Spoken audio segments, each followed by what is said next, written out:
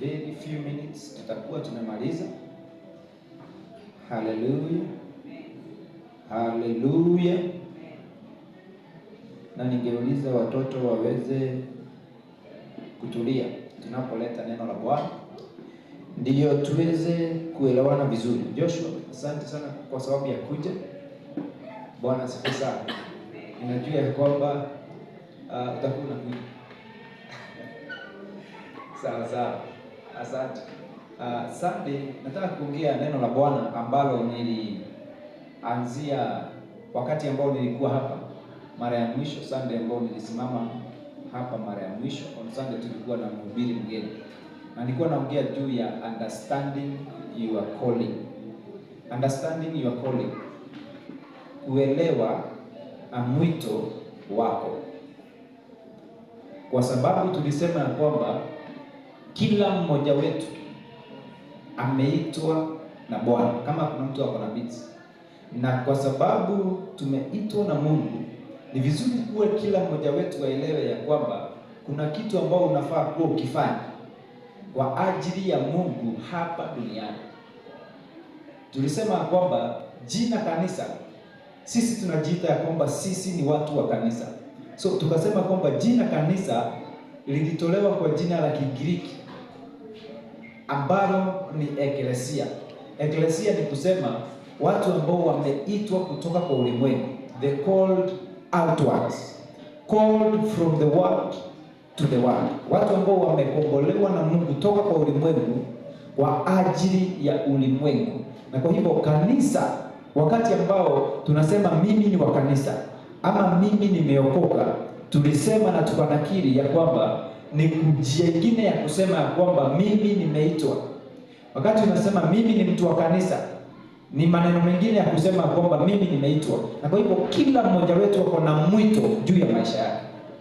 Kuna watu ambao wameitwa ku-encourage wengine, kuna watu ambao wameitwa kuimba, kuna watu ambao wameitwa kuabudu, kuna watu ambao wameitwa kusifu, kuna watu wa mito iko katika tofauti kwa maeneo tofauti.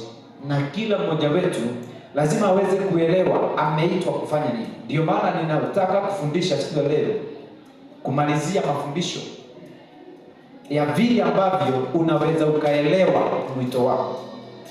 Hallelujah. Kwa sababu watu wengi wameitwa lakini hawajui wameitwa namna gani. Watu wengi wameitwa lakini hawajui mwito wao ni mgani. Bwana asifiwe sana. Hallelujah. Na tuliangalia Musa, tukasema kwamba Musa Biblia inaongea juu yake katika Exodus chapter 2, wakati ambao alizaliwa. Na wakati ambao Musa alizaliwa, verse number 11, Musa Biblia inasema kwamba baada ya kukomaa, after he was full grown, alitoka kwa nyumba ya Farao, palace ya Farao, akaweza kutoka nje, akakuta watu wa kwao wakitumikishwa na Wamisri, na akashika Misri, akamshika, akamuua, akachimba shimo na akamzika. Exodus chapter 2 verse number 11. After he was full grown, baada ya kukomaa. Wakati huo ambao Musa alifanya hivyo, ndivyo wakati ambao Israeli ilifaa kutoka kwa utumwa wake. Kwa sababu Israeli walikaa kwa utumwa miaka 330. Na Mungu alikuwa amesema ya kwamba watakaa kwa utumwa kwa miaka 300. Kwa hivyo huo wakati ambao Musa alishika Misri na akamuua, ndio wakati ambao alifaa kukomboa Israeli. Lakini njia ama mbili ambayo alitumia haikuwa njia ambayo Mungu alikuwa anataka atumie.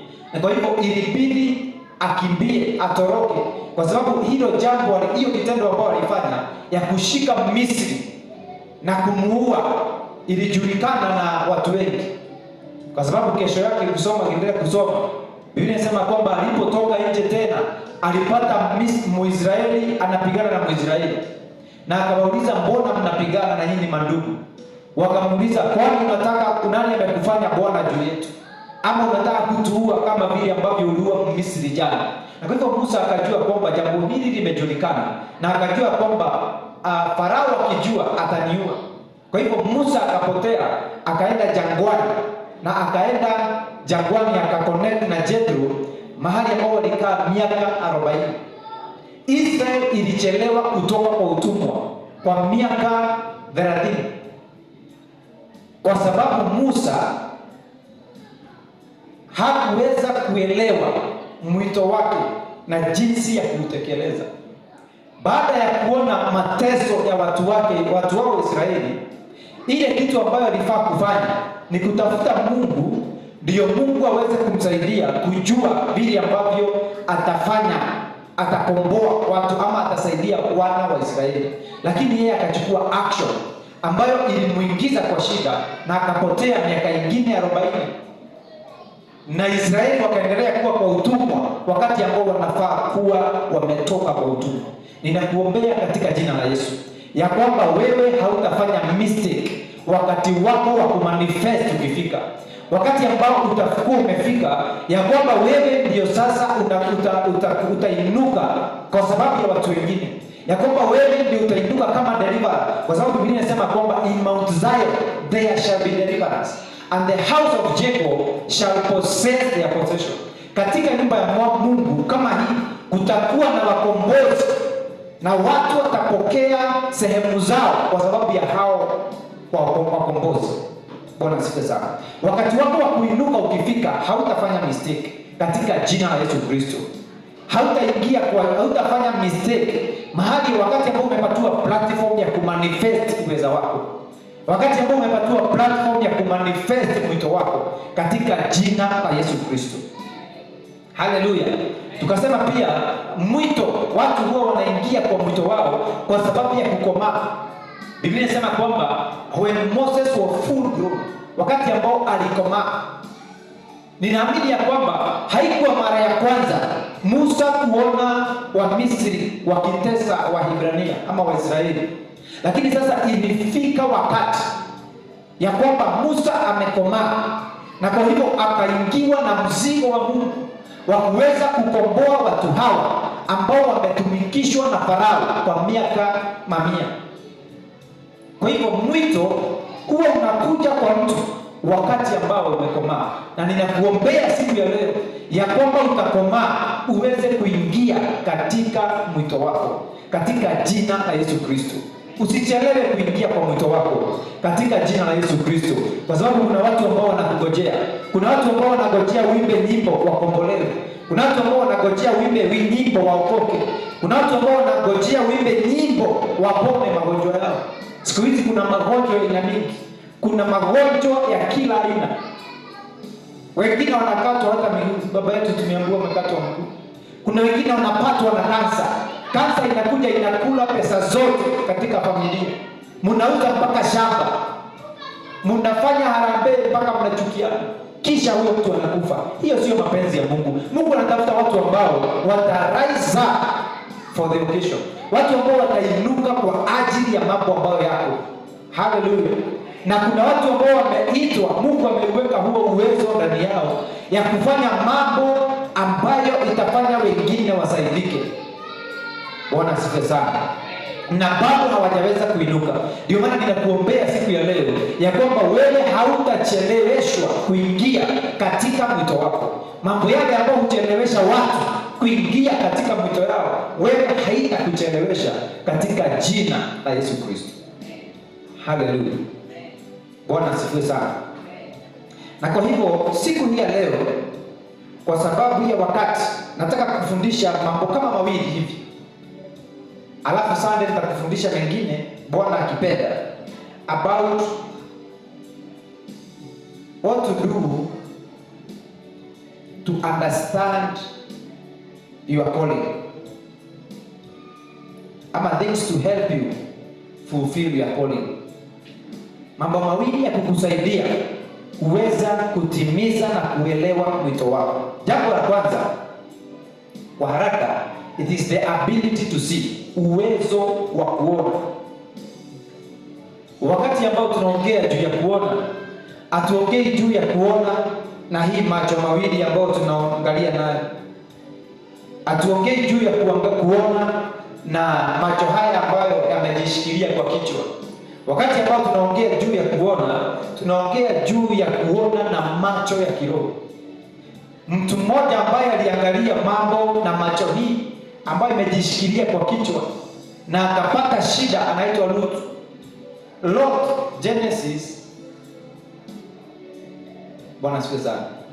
Wakati ambao walikuwa wanatengana na Abraham katika Genesis chapter 13 kuanzia mstari wa 10, Biblia inasema kwamba and Lot, acha tusome hii, lifted his eyes and saw all the plain of Jordan, that it is well watered everywhere, before the Lord destroyed Sodom and Gomorrah, like the garden of the Lord, like the land of Egypt, as you go towards Zoar.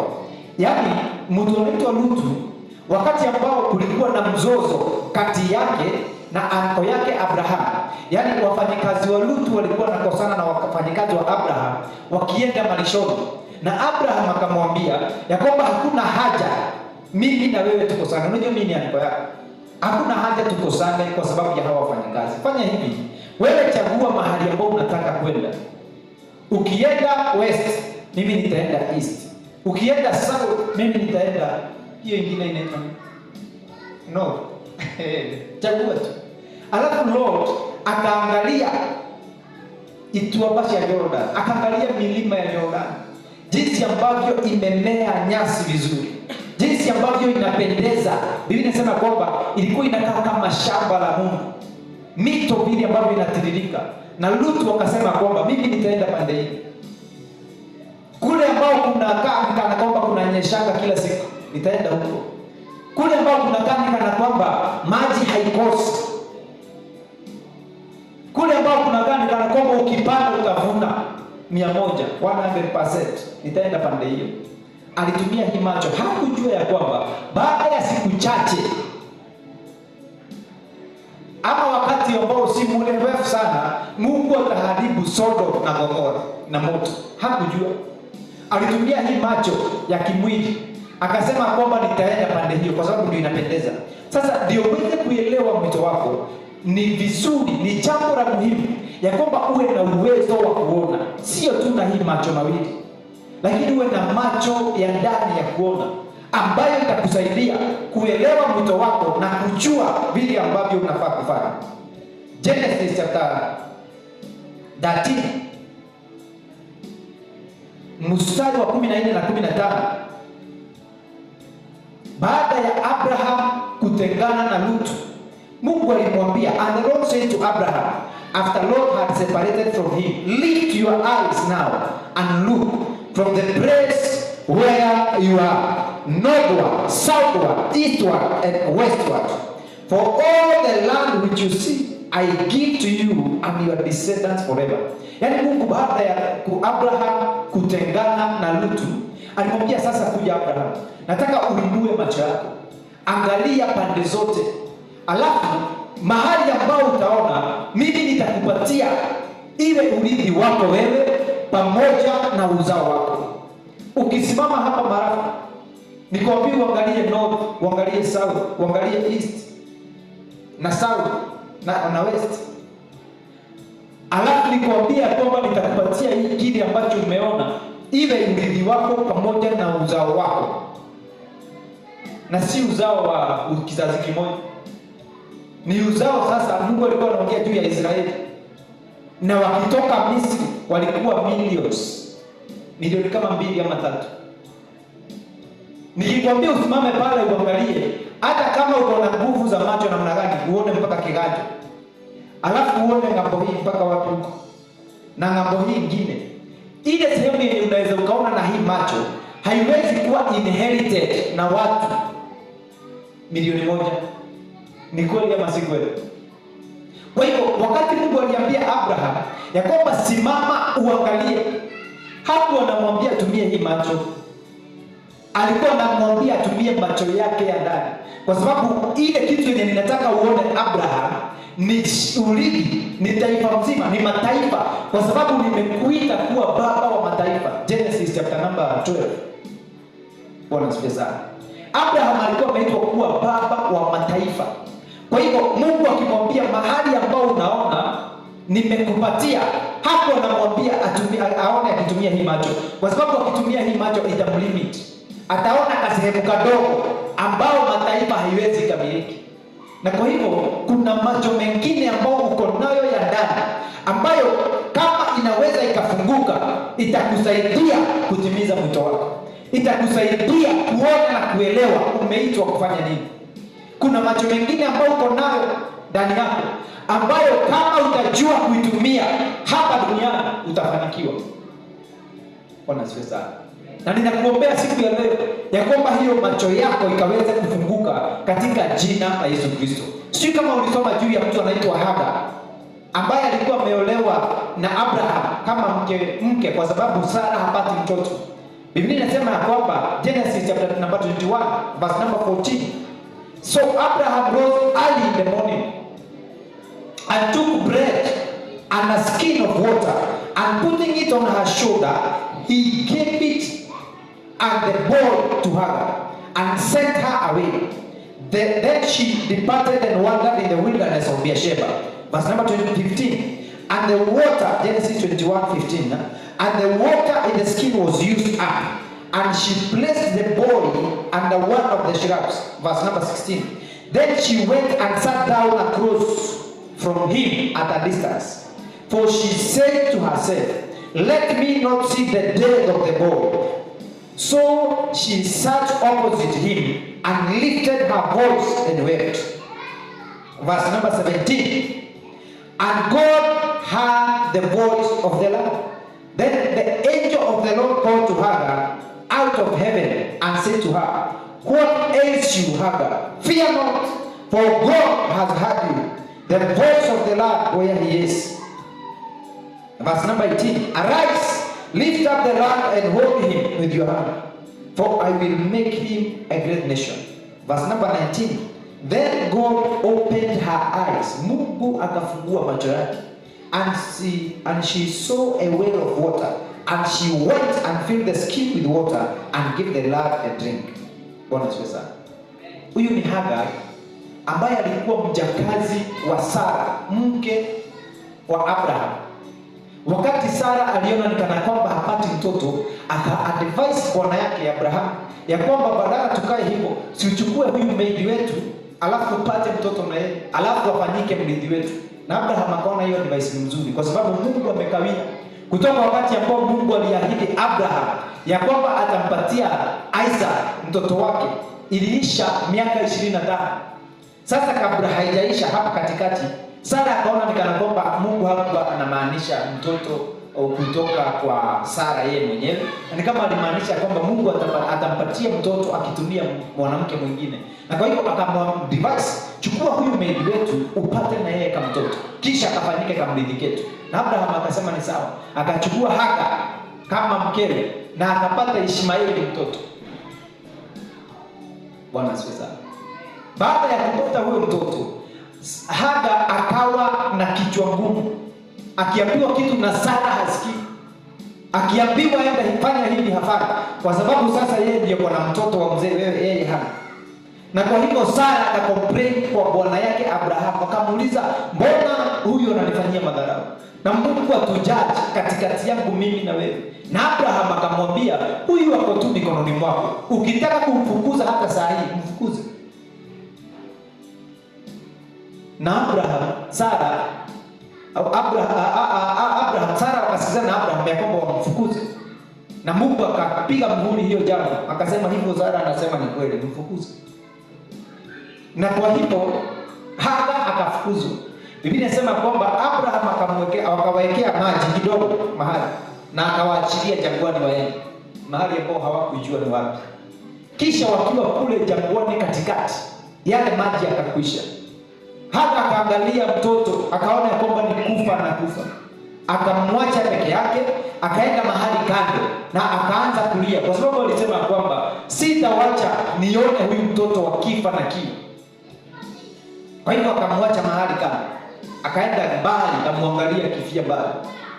Na mtoto akawa analia, na mama pia akawa analia. Na sauti ikakuja kutoka juu mbinguni, ikamuuliza Hagar, kilio ya mtoto imefika mbinguni, ni nini unafanya? Bwana asifiwe sana. Na Biblia inasema kwamba Mungu alimfungua macho akaona kisima. Yaani kisima kilikuwa, lakini Hagar macho yake haingeweza kuona kisima apatie mtoto maji akunywe. Hivyo ndivyo ilivyo siku ya leo.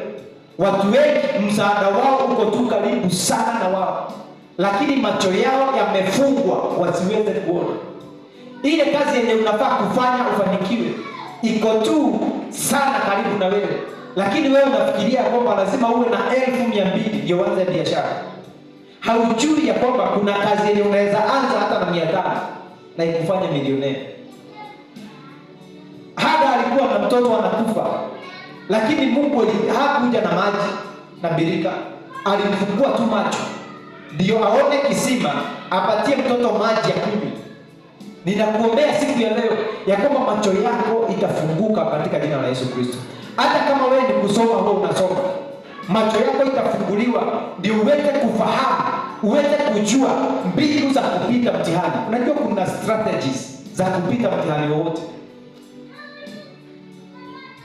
Watu wale ambao huwa wanaseti mitihani, kuna mahali ambao huwa wanatoa mitihani yao, kuna strategy yenye huwa wanatumia. Sasa na wewe pia Mungu anaweza kufungua macho ukiwa shule, uelewe ya kwamba mitihani itatoka hapa na hapa na hapa, na uweze kustudy in those areas, na mtihani ukija unapita kuliko vile ambavyo ulifundishwa. Ninakuombea siku ya leo katika jina la Yesu Kristo ya kwamba macho yako itafunguka katika jina la Yesu Kristo.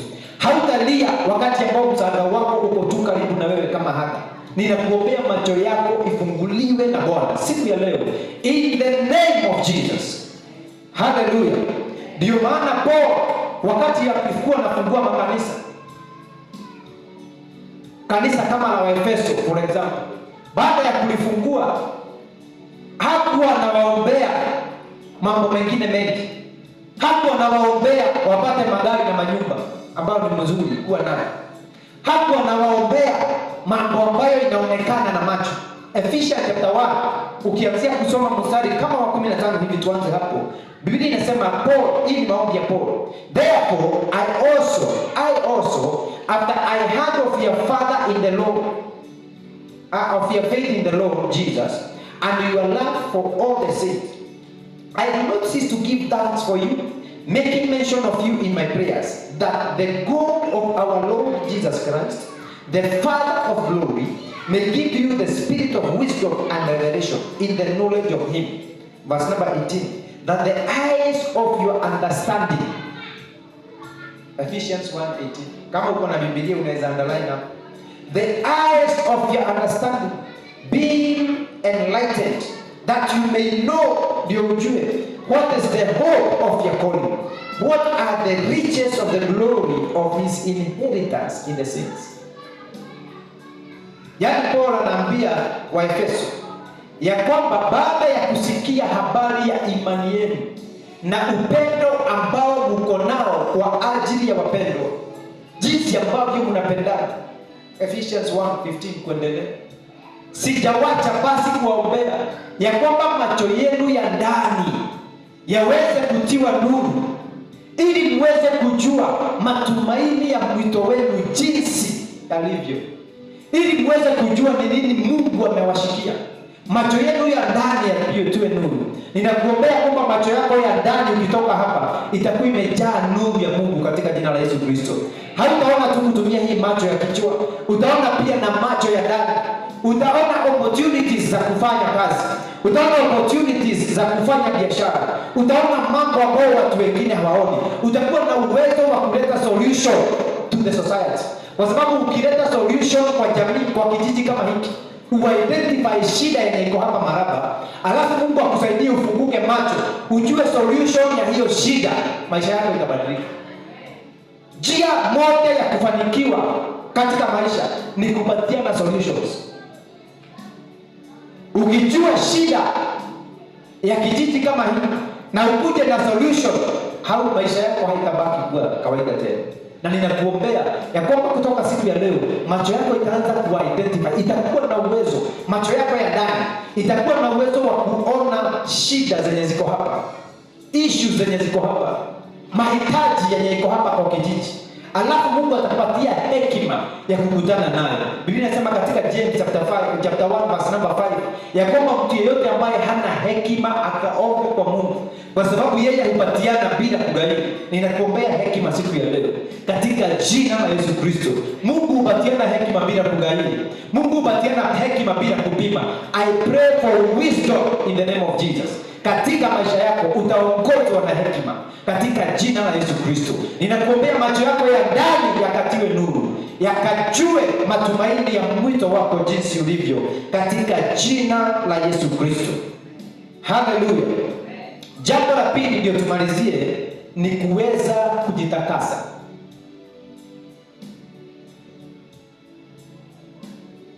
Utajuaje mwito wako? Utafunction namna gani kwa mwito wako? It is to consecrate yourself. Consecration. Kuconsecrate ni kumaanisha kutenga, kuweka kando. Bwana asifiwe sana. Mtu yeyote ambaye atatimiza mwito wake katika Mungu lazima uelewe jinsi ya kujitenga. Hawezi kaa miongoni mwa watu wengi ambao wanafanya jambo fulani ambalo sio sawasawa na mwito ambao uliopokea na useme ya kwamba utatimiza mwito wako. Haiwezekani. Nilikwambia siku nyingine ya kwamba katikati ya umati wa watu huwa kuna ujinga ambao unakuwa ndani. Acha nikuelezee. Ukipata walimu ama madaktari wakiwa wamegoma, utaona daktari ambaye ako na degree zake na masomo yake akifanya somo kwa barabara akisema haki yetu, anaweka kichwa chini, anapingirika pande hiyo nyingine. Na ni daktari. Ukipata peke yake hata kwa nyumbani labda hawezi fanya hivyo. Lakini wakiwa madaktari wengi utapata wanafanya hivyo. Utapata hata wanaweza chukua mawe watupe.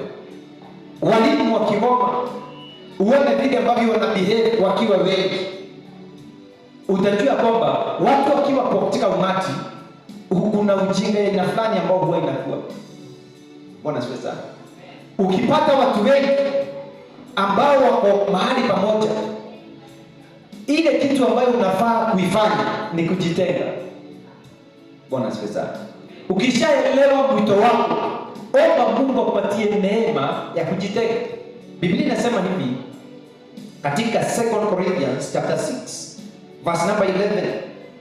All Corinthians, 2 Corinthians chapter 6 11 mpaka 18. All Corinthians, we have spoken openly to you, our heart wide open. Tumewazungumzia mioyo yetu ikiwa wazi. Nyinyi wa Korintho, nyinyi watu wa Marafa, ninawazungumzia moyo wangu ukiwa wazi. You are not restricted by us, but you are restricted by your own affections. Yaani haujazuiliwa. Sio Paulo alikuwa anasema kwamba nyinyi wa Korintho sio sisi tumewazuilia kumanifest kile ambacho mmeitwa kufanya, lakini mmejizuilia nyinyi wenyewe kwa sababu ya mambo ambayo mnayapenda. Now in return, for the sake I speak as to children, you also be open. Verse number 14. Do not be unequally yoked together with unbelievers. Usikae pamoja na watu ambao hawajaokoka. Kama marafiki zako wengi ni watu ambao hawajaokoka na unasemanga kwamba umeitwa, ama unataka kurealize umeitwa aje, ama unataka kujua kama umeitwa, ama unataka kujua umeitiwa nini, ukikaa na miongoni mwa watu ambao hawajaokoka hautawajua. Kwa sababu mtu, Biblia inasema hivi katika Genesis chapter 2 verse number 7 ya kwamba soul ya mwanadamu haikuumbwa. Mungu aliumba mwanadamu, akamtengeneza kutoka kwa matope, kisha akampulizia kwa mapua yake, akafanyika a living soul. Bwana asifiwe sana. Kumaanisha kwamba source ya mwanadamu ni Mungu. Kama vile source ya mmea ni mchanga. Uking'oa mmea kwa mchanga, huo mmea hata kama ulikuwa umenogea namna gani, hata kama ulikuwa na matawi ya green kiasi gani, utakauka. Sasa source ya mwanadamu alipuliziwa pumzi na Mungu, akafanyika a living soul ama a living being. Genesis chapter 2 verse number 7. Kwa hivyo mtu akidisconnect na Mungu kumaanisha kwamba ni kufa na kufa polepole. Ukikaa miongoni mwa watu ambao hawajaokoka, ile kitu ambayo utafanya ni kukudrain, watakudrain, kwa sababu hautaweza kuconnect na Mungu ambaye ndio source yako. Bwana asifiwe sana. Kwa hivyo Paulo alikuwa anasema kwamba msikae miongoni mwa watu ambao hawajaokoka, kwa sababu anauliza kuna uhusiano gani katikati ya nuru na giza? Biblia inasema pia ya kwamba bad company corrupts good character. Mtu mwenye tabia nzuri akianza kutembea na watu wenye tabia mbaya, it is just a matter of time, ni muda tu mchache aanze kuiga tabia zao. Ukiweka sponge moja hapa yenye iko na maji na nyingine yenye haina, na uziweke pamoja, alafu kuje kesho asubuhi utapata yenye haikuwa na maji iko na maji. Kwa sababu gani? Sio kwa sababu imemwagiliwa maji na mtu, lakini kwa sababu zimekaa pamoja na yenye ilikuwa na maji. Si ni kweli? Kwa hivyo ukiangalia marafiki zako uone wote sio sawa sawa na mapenzi ya Mungu, sio watu ambao wameokoka, jitenge na hao marafiki. Toka miongoni mwao, kwa sababu hautawahi kujua umeitwa kufanya nini, na kama unajua hautawahi timiza mwito wako ukiwa katika hiyo group. Haleluya. Wacha tuendelee kusoma verse number 15. And what accord has Christ with Belial ni shetani? And or what part has a believer with an unbeliever? Mtu ambaye ameamini na mwenye hajaamini. Paulo anasema kwamba hawana kitu hata kimoja in common. Verse number 16. And what agreement has the temple of God with idols? For you are the temple of the living God. As God has said, I will dwell in them and walk among them. I will be their God and they shall be my people. Mungu anasema kwamba wewe ni hekalu yake, atakaa ndani yako na wewe utakuwa mtu wa Mungu. Bwana asifiwe sana. Verse number 17, Paul anasisitiza ya kwamba come out from among them, toka miongoni mwao, be separate and I will receive you and you shall be unto me as sons and daughters. Paul anawaambia kwamba Mungu anasema hivi wa Korintho ya kwamba mtoke miongoni mwa hao watu. Tokeni miongoni mwa watu wasioamini. Na nimekuja hata mimi kukuambia hivyo siku ya leo.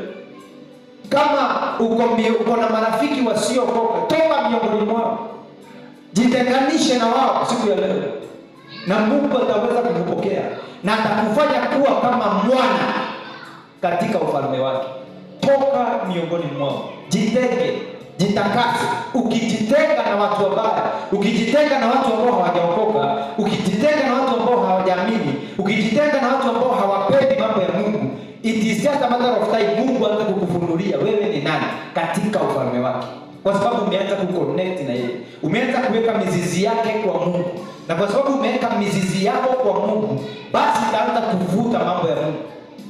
Lakini ukikaa umezingirwa na marafiki ambao hawajaokoka, marafiki ambao ni walevi, marafiki ambao wako aina tofauti, hautawahi kujielewa, hautawahi jua Mungu amekuita kufanya nini. Na kama unajua, itakuwa ngumu kutimiza. Na kuombea neema ya kujitenga katika jina la Yesu Kristo. Jitakase katika jina la Yesu. Haleluya. Biblia inaongea juu ya Paul na Timothy. 2 Timothy chapter 2 verse number 19. Biblia inasema kwamba msingi wa Bwana ulio thabiti umewekwa imara. Na Biblia inasema kwamba Mungu anawajua walio wake. Mtu yeyote ambaye analitaja jina la Bwana, Biblia inasema kwamba lazima aache kila aina ya uovu. Mstari wa 20, 2 Timothy chapter 2 verse 20. Inasema katika nyumba kubwa kama hii yenye tuko nayo, kuna watu wa aina mingi, kuna vyombo vya aina mingi. Ikiongea juu ya vyombo inaongea juu ya watu. Kuna zingine za dhahabu, zingine ni za fedha, zingine ni za matope, zingine ni za mbao. Lakini Paul alikuwa anaambia Timothy ya kwamba chombo chochote, yani mtu yeyote ambaye ataweza kujitenga kisha ajitakase, anaweza kutumika kwa kazi iliyo bora ya mfalme. Hata kama wewe ni wa matope, yaani hata wewe ukiangalia unaona hauna dhamana mwingi sana. Unaangalia ni nini ambacho unaweza kufanyia Mungu na unaona kwamba ni kama hakuna kitu kikubwa sana unaweza ukafanya kwa sababu ya capacity yako. Kwa sababu maybe ya limitations za maisha. Biblia inasema kwamba hata kama chombo, nimesema chombo kinasimamia mimi na wewe. Hata kama ni cha matope, kikiweza kujitenga kisha kijitakase, kinaweza kutumika kwa kazi iliyo bora ya mfalme. Ninakuombea neema ya kujitakasa na kujitenga ili uweze kutumika kwa kazi iliyo bora ya mfalme. Mungu anatafuta watu ambao watatumika kwa ajili ya kazi yake. Lakini watu hawajaweza kujitakasa, hawajaweza kujitenga, na Mungu kanuni zake hawezi akavunja. Anasema kwamba mimi ni Mungu niliyewatoa Misri. Na mimi Mungu ni mtakatifu. Kwa hivyo kuweni watakatifu kwa sababu mimi Mungu ni mtakatifu. Leviticus 11 verse number 45. 1 Peter chapter 1 verse number 16 anasema kwamba iweni watakatifu kwa sababu mimi Mungu ni mtakatifu. Kwa hivyo kama hakuna watu ambao wamejitenga, wakajifanya kuwa watakatifu, wakaamua kuwa watakatifu, haitawezekana kutimiza mwito wote. Kama ni Mungu tunaongea juu yake, kama ni Mungu atakusaidia kutimiza huo mwito, lazima ni ya muhimu.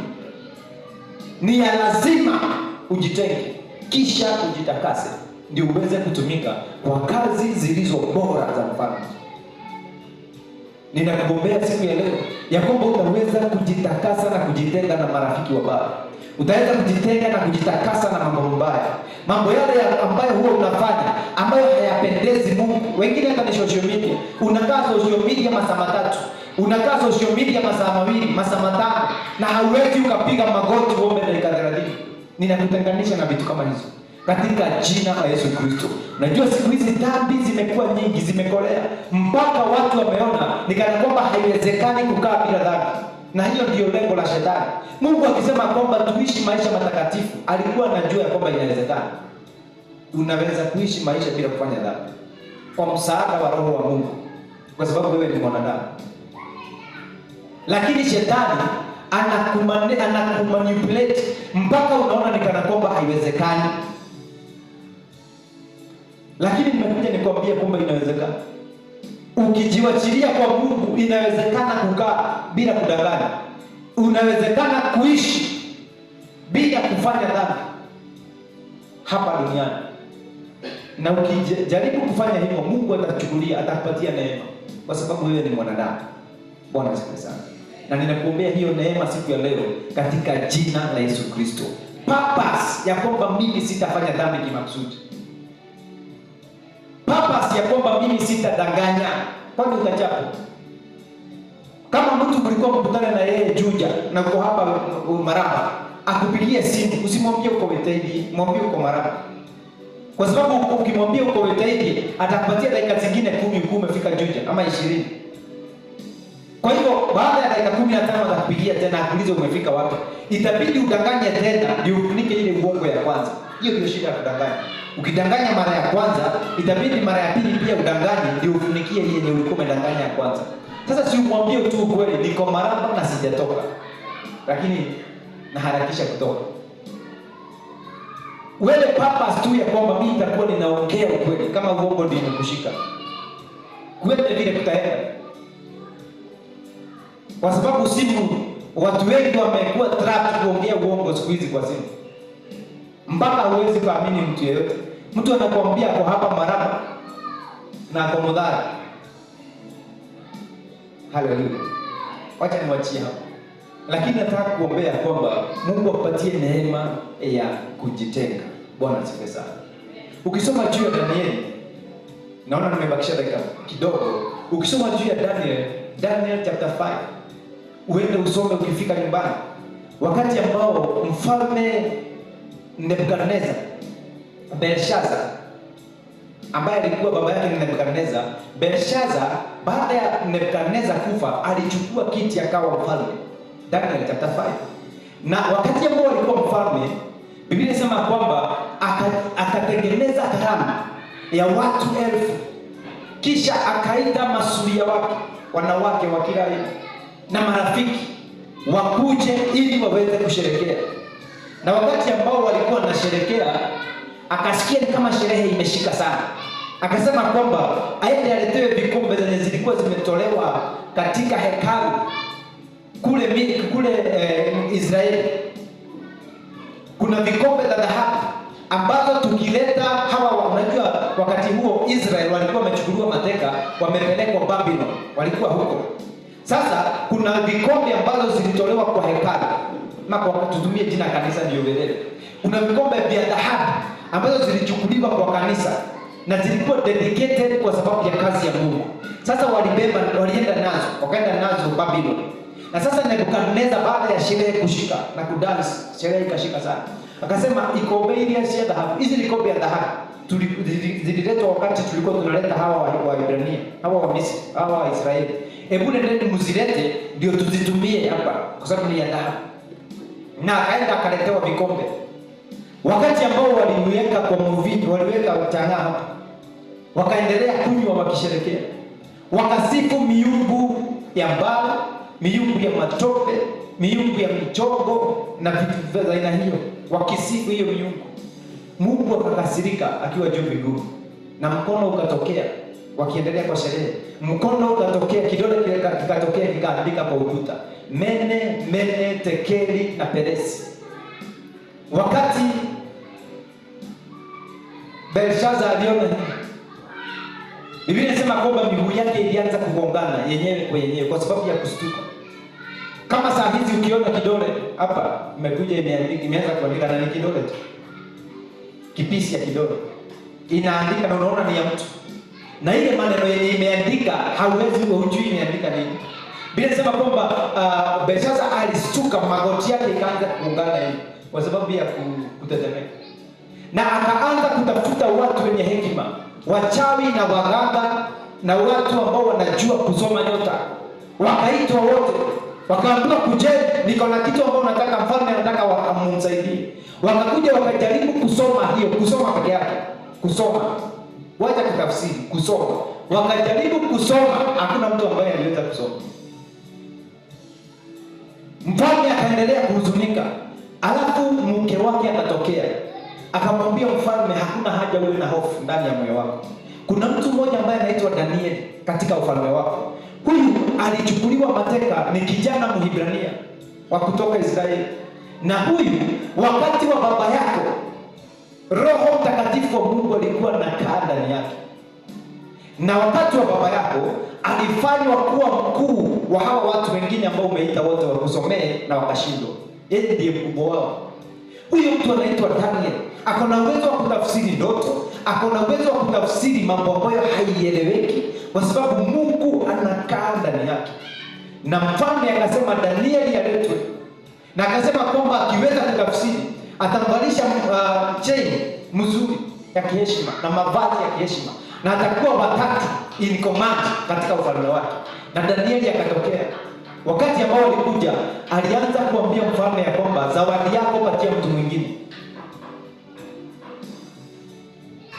Nitakusomea, nitatafsiri, lakini hizo vitu unasema utanipea, patia mtu mwingine, sina haja nazo. Kwa sababu wewe uliona vile baba yako alipatwa na kiburi. Mungu alikuwa amempatia ufalme ambao ulikuwa na nguvu sana. Akitaka kuua mtu anaua, akitaka mtu aishi anaishi, akitaka kupeleka mtu juu anampeleka, akitaka kumshusha chini anamshusha chini, lakini akaingiwa na kiburi ndani yake.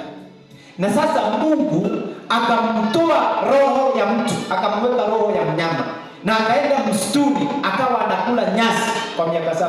Na wewe Belshaza uliona hiyo mama, ulikuwa na uliona, lakini bado haukushika, haukusoma kitu yoyote, na umeamua hata na wewe kumhaibisha Mungu wa mbinguni, kufanya vitu kama hizi mnafanya hapa. Mnaabudu miungu ya bao na mawe na dhahabu na vitu ambavyo zilichukuliwa kutoka kwa hekalu ya Mungu.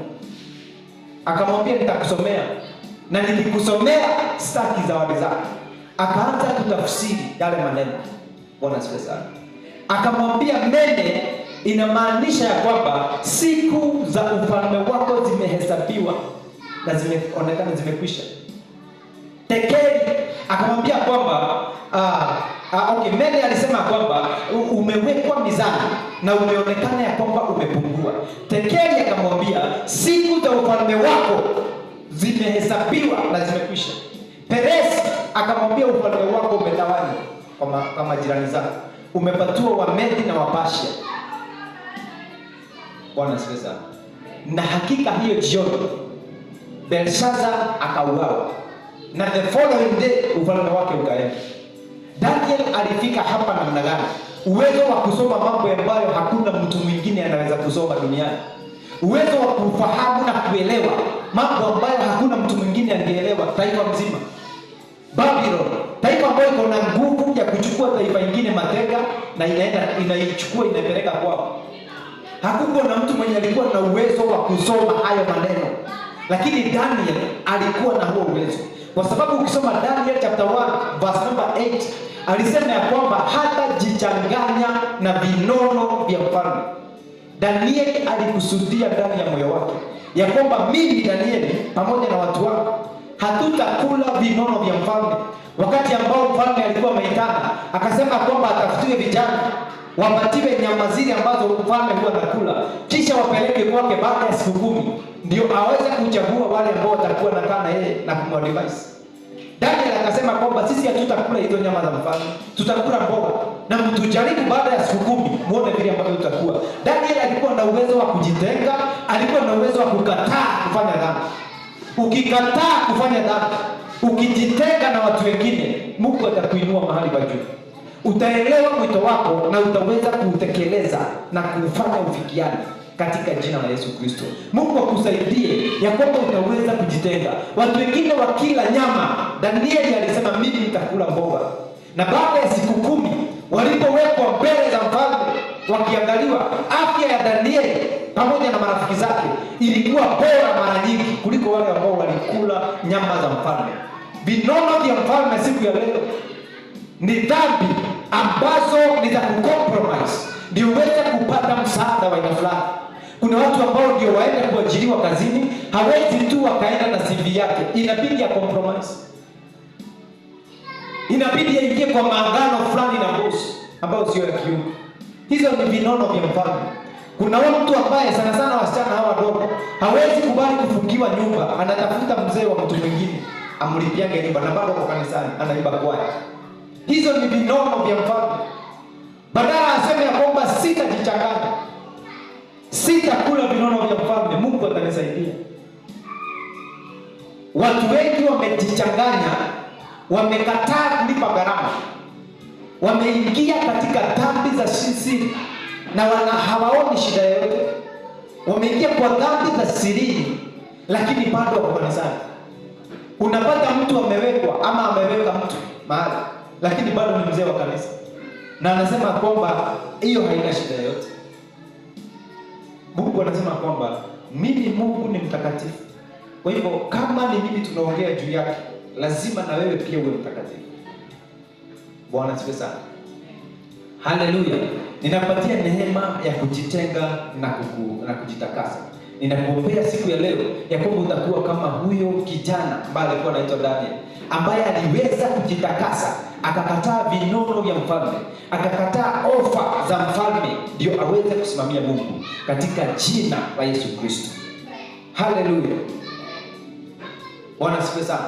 Na tunapomalizia, mtu anaitwa Joseph, Biblia inasema katika Genesis 39 verse number 9 ya kwamba mke wa Potifa alijitupa kwa Yosefu ili awe na yeye, na Joseph akasema kwamba siwezi fanya jambo kama hili na nimkosee Mungu wangu, kwa sababu bwana wangu, mdosi wangu, bwana yako ameweka vitu vyote mikononi mwangu isipokuwa wewe, kwa sababu wewe ni mke wake. Sasa basi nitafanyaje kitu kama hii na nimkosee Mungu? Joseph akakataa. Vijana wa siku hizi ni opportunity kama hiyo inakosekana. Kuna wakati ambao nilipatiwa kulikuwa na convention ya vijana, nikapatiwa vijana niwaongeleshe na nikapatiwa hiyo chapter tuweze kudiscuss, na nikauliza mtu akuwe honest, kama ungekuwa kwa hiyo kiatu ya Joseph ungefanya vile Joseph alifanya? Hakuna mtu mwenye alisema angefanya hivi. Hakuna mtu anajua, hakuna mtu anaona, hakuna mtu atasema kwa sababu mmekubaliana. Wote wakasema wange compromise. Vijana wengi sana siku ya leo watu ni kukosa, wanakosa opportunity ya kufanya dhambi, na wengine wanapursue opportunities za kufanya dhambi. Lakini Joseph alisema kwamba sitajinajisi, sitamkosea Mungu wangu. Sitakuombea neema ya kusema sitamkosea Mungu wangu. I will not sin against my God. Siwe na hiyo kitu ndani yako ambayo inasema kwamba hii ndio itanifaidi, lakini mimi sitamkosea Mungu wangu, kwa hivyo sitaifanya. Joseph angemalizia kuwa head boy wa nyumba ya Potiphar, lakini alitupwa kwa gereza kwa miaka 14 gerezani. Bwana siku sana. Na mwandishi wa Zaburi wakati alikuwa anaongea juu yake, Psalms 105 verse number 17, alisema kwamba Mungu alituma mtu mbele zao, hata Yosefu ambaye walimfunga miguu yake kwa pingu na wakamlaza juu ya minyororo. Anasema kwamba neno la Mungu lilimjaribu hadi wakati neno lake lilipotimia. Anasema mfalme alitumana Joseph aende akafunguliwe. Mfalme wa watu akatumana Joseph awekwe huru, na akamfanya juu ya nyumba yake yote na juu ya vitu vyake vyote, awafunge wazee wake jinsi apendavyo na awafundishe hekima. Psalms 105 verse number 22, 17 na 22. Bwana sifiwe. Mungu ndio alituma Joseph mbele ya Israeli ndio preserve a whole nation. Lakini ndio Joseph afikie kupata mwito wa aina hiyo, alisema ya kwamba sitamfanyia Mungu dhambi kwa kulala na mke wa Potiphar. Alikataa dhambi. Ukikataa dhambi, Mungu anakuestablish. Kama angefanya hiyo dhambi, angekuwa head boy wa nyumba ya Farao kwa sababu ya kusikizana na mke wa Potiphar. Lakini hiyo haikuwa kiwango cha mwito wake. Ilikuwa kiwango kizuri, lakini mwito wake ulikuwa wa taifa na dunia mzima, kwa sababu mataifa ya ulimwengu yalitoka kote kote yakaenda Misri kununua chakula, kwa sababu kuna mtu ambaye alisema sitamfanyia Mungu dhambi. Joseph akatumika kuokoa dunia mzima. Kila mahali duniani kulikuwa na njaa isipokuwa Egypt, kwa sababu mtu mmoja alisema sitafanya dhambi nimkosee Mungu wangu, na Mungu akamliza. Tusimame na miguu yako tunapomwambia Bwana atupatie neema katika jina la Yesu Kristo ya kuweza kujitenga na kujitakasa katika jina la Yesu Kristo. Ambia Bwana nisaidie Bwana ya kwamba nitasimama nihesabike katika jina la Yesu. Nitasimama nihesabike katika jina la Yesu. Sitakufanya dhambi Bwana.